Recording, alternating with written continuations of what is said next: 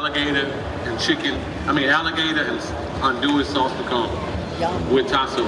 So wait, say that again, because you guys have a very interesting way of saying that. Like I would say sauce picante. We say piquante. Piquante. Like you got to get that, like it all rolls, all rolls together. Yeah, it's like you're born knowing how to say that. You live down. It's going to take me a little bit more time. I'm working on the y'all, but that one is going to take me more time. Yeah.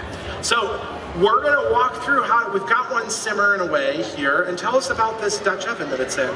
We got this one simmering because usually this is a dish that you don't want to rush. Usually when you're cooking this, it's probably on a Saturday or Sunday. Yeah. Everybody's off. So this spot is probably older than me. Okay. And this one too. I inherited this from my grandfather after he died. One of my uncles called me over. He gave me 4, actually. I actually got the crackling pot. Okay. And one about a size bigger than that. That's amazing. This piece too. So they have meaning to you, and you brought them with you here to cook today. Yep. So let's get started with this. Let's get rolling. So we're going to do this a little bit backwards than what we normally do. Normally we do vegetables, but since we use an alligator tail meat and it's so tender and so fragile.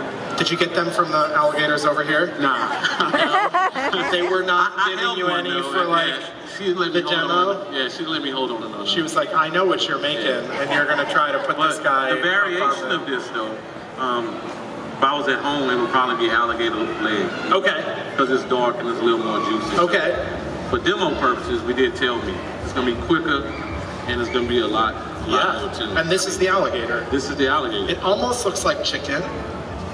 Am I allowed to say that, or is that too cliche? That's what everybody says. It tastes like chicken, right? So, okay, I've never had alligator, so we're going to start. We're actually going to brown this first. Okay, let's do it. Get this out the way. So, skillet is hot. I had it on low though. I love that you brought inherited skillets from your family, because my grandparents lived in Roanoke, Virginia, and my grandmother left me some of her cast iron pieces. And so it's fun to get, it's a sad situation that somebody passes away, but to inherit the pieces from them. And I was actually talking about this with one of our other magazine people, that with her cast iron, you can see the lines from when she would cut her cornbread in the cast iron. And this, maybe she was supposed to take out the cornbread. You could kind of see the lines. I don't know if they could see it. Yeah, you can see it. How many times it's been seasoned and re-seasoned. Yeah. So and it's cooking super fast. So is alligator a quick cooking protein? Tail meat is. Tail meat is, okay. So I'm just gonna brown this real good. Then I'm gonna pull it out. And you would use a little bit of, is this like a house seasoning? Or? Yeah, this is a house seasoning, like combination of cayenne pepper, black pepper, dried herbs. I use dried herbs because once they cook, they don't change in flavor. Right. A little bit of heat. It smells amazing. Can you guys smell that out there? I feel bad because we're cooking all these delicious things and you guys get to smell it, but it's also more fun than just watching TV at home. You get to see this live, so kind of the same. So we've got this going, and growing up, was this something you guys would have on weekends? We would do this normally when I was young. My grandma, we lived out there, so it would either be rabbit, sometimes it would be turtle. Okay. But it'd always be only one of the proteins would change. Yeah. Sometimes they get creative, they just throw the whole thing in the pot. Right. And you're good to go. So. And now, do you serve this at the restaurant? Sometimes we serve at the restaurant around this time of year. Okay. When it gets cold. It's like an outside dish. Yeah, totally. Outside, everybody's sitting around, a couple beers in the hand. And now I might ask a question that is gonna make me look like a true northerner right now. How does this compare, the difference between this and jambalaya? Jambalaya got the rice cooked in it, correct? Cooked in it. Okay. No rice in this. No rice in this. It's gonna go over rice. It's gonna go over rice. Okay. Look, we're gonna pull this out real quick. Then we're gonna add the good stuff. We have some tasso and some andouille. That's going to give it a little spice. And it's going to give it spice. And we've been doing this a lot through the demos with the other chefs as well.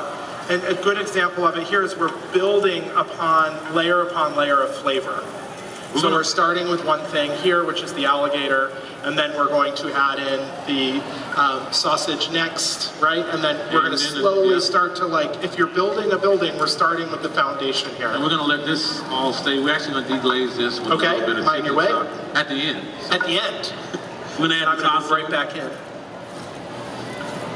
So this dish is low and slow, but in the beginning, it's kind of fast. It's kind of fast, so and then it's finish it low and slow. But that's good, because if you're in a rush and you've got a Saturday and you just want to get something, you're not going to be putting hours to get it to that point where it's got to simmer. So you're going to be spending a little bit of time to get it ready, and then you can kind of walk away and let it do its thing. Yeah. So we want another layer in here. Another layer. Yeah. So the sausage and the taco is going to actually provide oil, so I don't have to add any. Yeah. We're going to render out the fat, and then we're going to have a nice layer that we can then... You're going to come with our veggies and let that cook. Yeah, so, 2 ways. A lot of traditional people use fresh tomatoes. We didn't bring any. We're going to substitute the tomato paste. Okay. Lower it down. We want that to caramelize and get right. Then we're going to come back and glaze it with the stock. Then we're going to add the alligator. Yep. Yeah, you Same thing. Yeah, but I would actually have those in here cooking too. Like I said, the alligators, the tail meat is real fragile. You know, if you overcook it, you're gonna taste it's gonna be like mush. So it just kind of depends on the protein you're using. I mean, whatever meat. So if I was using a wild game, a turtle, or alligator, or a rabbit, they would be in here right now too. They'd be going for it. They'd be in the pool. If I had alligator legs or ribs or something, they would still be in here too.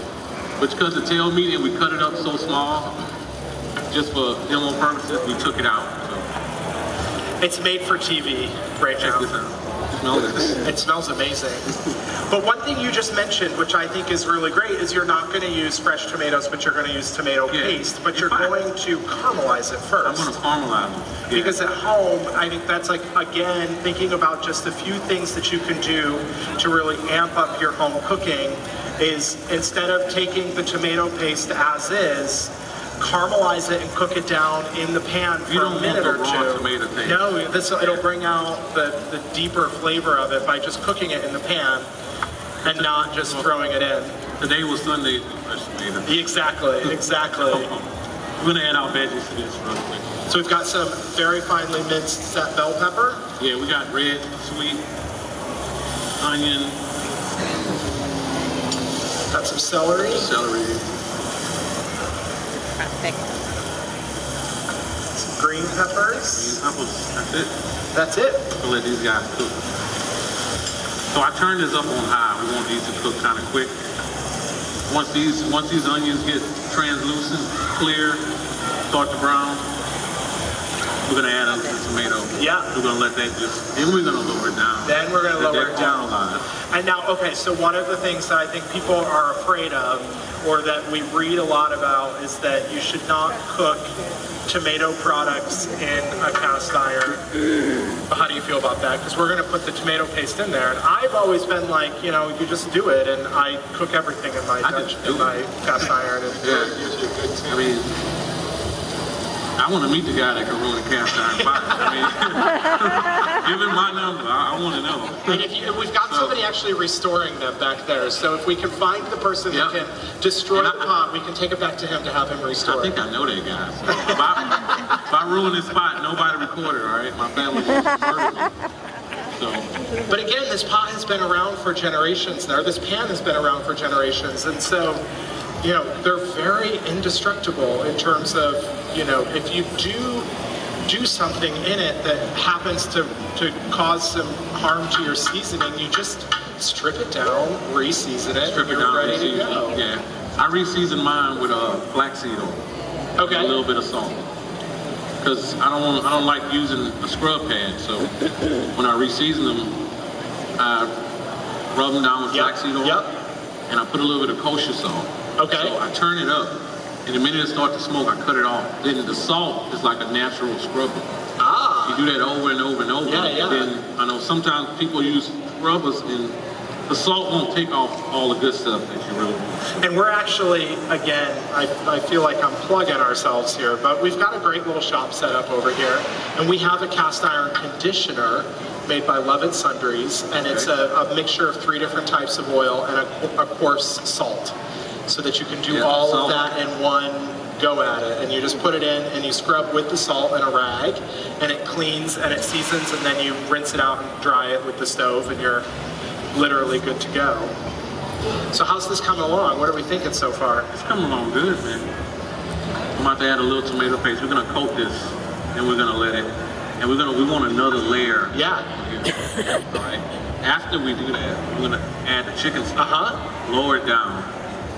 Then we're gonna add the alligator. Just let it slowly cook. And we end up with a pot like this, which that comes with its own chef. Comes with its own chef. Classic Blue, y'all. He came along to help me out. We actually interviewed quite a few chefs for that role right there, stirring. It was a critical role. I didn't hear which restaurant you were from. I am the chef de cuisine at Jack Daniel's Bar and Grill at L'Auberge. I've been there since we opened. So, which is how long now? Almost 14 plus some years. Wow. And that's here in town. Yeah, that's here in town. So people can come and check it out and see you there. Are you there 7 days a week? How many days a week are you there? About 6.5. 6.5. 6.5. I'll be there this Sunday. Which is tomorrow. And tonight. Well, tonight we've got the concert going on. Yeah. So I would hope all of you wonderful folks are staying for the concert and not going to visit him at the restaurant. But you can go tomorrow. 6.5 days, man. I'm there. 6.5 days. 6.5 days. You got to get some rest. I'm always there. I do have to say, when we were doing this demo schedule and reaching out to different chefs, you literally replied in like 5 minutes of like, yeah, I want to do this. And I was like, this is going to be a lot of fun. What were we doing? I was actually doing another event, and I looked at my phone. I'm like, yeah, I'll do it. I heard about the event like months before it happened, and I'm like, man, that's something. Now they talking my language. We won't tell the other event that you were booking another event while you were at their event. Yeah. And I'm gonna keep an eye on your phone while you're here. Actually, I cut it off. You cut it off. That's good. That's good. So we've got everything kind of mixed together here. We're starting to like get some color on that tomato paste. We want the fawn at the bottom to start. You see it? Yeah. Starting to come.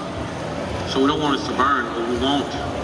But we want to build up get a little bit of that. the raw tomato flavor. So then I'm gonna put it on low. If I was at home, this would be fresh tomatoes again on low. Me running back and forth to the kitchen or outside on the patio. And just checking it and making sure it's reducing and... Because it's time. I mean, then you got the anticipation. It's not just me eating. Right. Probably got a group of 5 or 6, so... And the anticipation of them, is it ready yet? Is it ready yet? So... But this is a great way, I think, for people that are going to cook this at home to create that deep flavor without having to start with a fresh tomato, especially if tomatoes aren't in season or you just don't have the time to do that. You know, you can build that same flavor or are very close to it by caramelizing the paste. It kind of depends on what kind of food you use. Yeah, exactly. I mean, tomatoes are fresh in season. I'd go for it. Yeah. Do you peel the tomatoes first or no? Sometimes, but most of the time I don't. Most of the time you don't. And you know, like I said, this recipe is not... Like when you asked to come up with a recipe for it, that was the hardest thing to write it down. Because I didn't learn from a recipe. I mean, I learned from watching my aunt or uncle or my grandfather or my parents. So actually, that's why it took so long to get the recipe. I was like, okay. And we actually have this recipe on our website, so people can go and check that out and get that there and learn how to make this at home or see how this is made versus a recipe you might already make at your house. And so we're just continuing to like add to that there with just letting it kind of stick. I would say stick, but that's not really the word I want to use. You want it to caramelize. You know, you're gonna bring out every flavor, all those flavors. You got layers and layers right there. And once you add the chicken stock, then you don't even have to use chicken stock. I mean, I know a lot of people don't.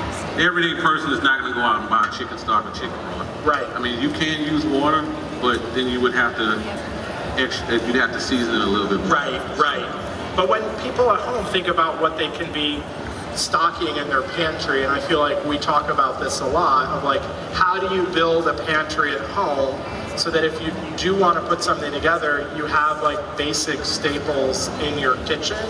And I always say stock is one of them. This should always just be in your cupboard. I tend to take it home when I'm cooking. I will keep all of my scraps from my vegetables and put them in a bag and freeze them. And make your own. And I'll make my own stock. When I roast a chicken, I'll freeze what's left, the carcass.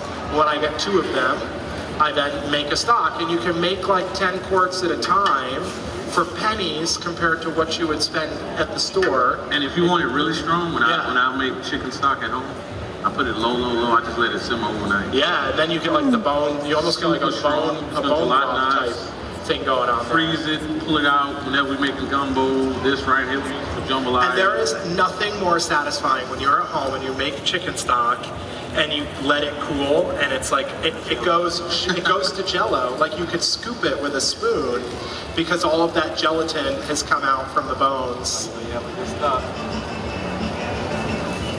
All right, we're gonna let it. We're sticking. We're getting there. We're getting there. You can't rush the process. Yeah. But again, the skillet here is going to hold that heat and allow us to kind of keep going without it overcooking it. This is like I don't know. I haven't seen.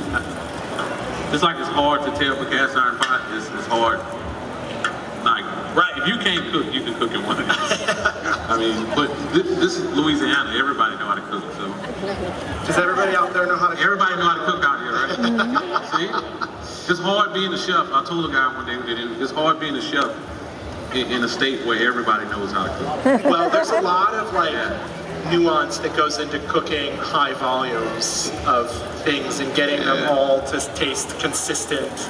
Because I know when I cook at home and I make something, one day it tastes this one way and then I make it again and I don't follow the recipe and it tastes a little bit different. Not bad, but different. I don't have that problem. And then, well, because you're a chef and you've gotten that down to where you can just... I'm joking. Consistent. So watch what we're going to add this in. All right, we're going to add this slowly. We want this all, we want everything from the bottom up. So I'm only going to do a little bit at a time. So you can see it kind of bubbling away and you're using the spoon to kind of break up I want to scrape up the bottom. Yeah. So we call this a deglazing of the pan. Fancy term. Fancy term. You call it what? Yes. See, I told you they know how to cook. Everybody. But the other thing that I like the way that you're doing this is that by adding it in slowly, you're allowing it to come back up to temperature quicker rather than just dumping it all in and then you're going to have to wait for it to come back up to that simmer. So by doing it little by little, you're able to maintain the temperature of your pan, and then it's going to come back up to, are you going to bring this back up to a simmer or boil? I'm going to bring this up just to a simmer. Just to a simmer. So for demo purposes, we use this one. Yeah. Normally I use this one, so I would add just enough stock to cover. And just let it go. So. And what is it? We have not added that. We might add it. We might add it. What is it? Sometimes we want to cheat. It's just dark roux we made. Just dark roux, okay. A little bit. A little of it to add just another layer. Another layer, small layer. We're gonna let this. Let's get it up to a simmer. How long do you cook your roux for? It requires a big breath, so a long time. My brother cooked gumbo Halloween. I had to make the roux the night before, so it took about 3.5, 4 hours. Wow. Yeah, I cooked it in this spot. Are you doing it on the stove? I did it on the stove, old school. Okay, because I've seen some methods where you can do it in the oven. Yeah, I never mastered that one. No? I did it in this spot. He just brought this spot back an hour before I got here. Wow. So you're like, you better get that pot back to me because I've got to get on stage. Yeah. Let's leave it alone. Does anybody have any questions out there while we're bringing this together? Yeah, go ahead. When you use fresh tomatoes, you just dice them and put them in there? Hey, but you know what? When I'm thinking about cooking with cast iron, I think rough. So I don't really dice them. I pour them, and I just do them kind of rough. You know, just kind of that style. You know, because they're gonna cook down. They're gonna cook down regardless. So no. They'll be there but not there. And if I happen to get like a little lump of tomato while I'm eating, I think You're not mad I about think it. that's pretty good. So, Do you de-seed the tomatoes first or no? No. Seeds and all, right seeds in and there. all. We don't waste nothing out here. No, we shouldn't be wasting anything. Nothing at all. But I know some people are a little bit like they don't like the seeds and things But because see, they say they're and that's the bitter. point of cooking it down slow. Yeah. Once you cook it down slow, you see it's the seeds and all that juice that give it that raw tomato flavor. Right. If you cook it down slow, you lose all that. Yeah, you know? yeah. It's just a raw. A lot of people don't like because they don't like the raw tomato taste Right. in cooked food. Right. So you want to build that richness. You want to build the by richness. cooking it down nice and slow. I mean, the color of that is absolutely incredible. Yeah. This is good. We didn't even season this yet. No? So what do we got to do next? Just let it simmer. Let it simmer? Time lapse this. Yep, Say imagine this has been say this simmering. is 40 minutes later. Then I would add this in. They'll forgive us. They will. His pot is Russian. We needed one to be cooked. Mine is going to be a little redder than his. So now we've added the Time-lapse alligator back in. Then I would let this simmer again. But tell by the thickness of this, we might just add a little bit of roux to it. Just depends on how you feel, how thick you want this. So what's I've a had good this. barometer for people to know how thick it should be at home? You want it to coat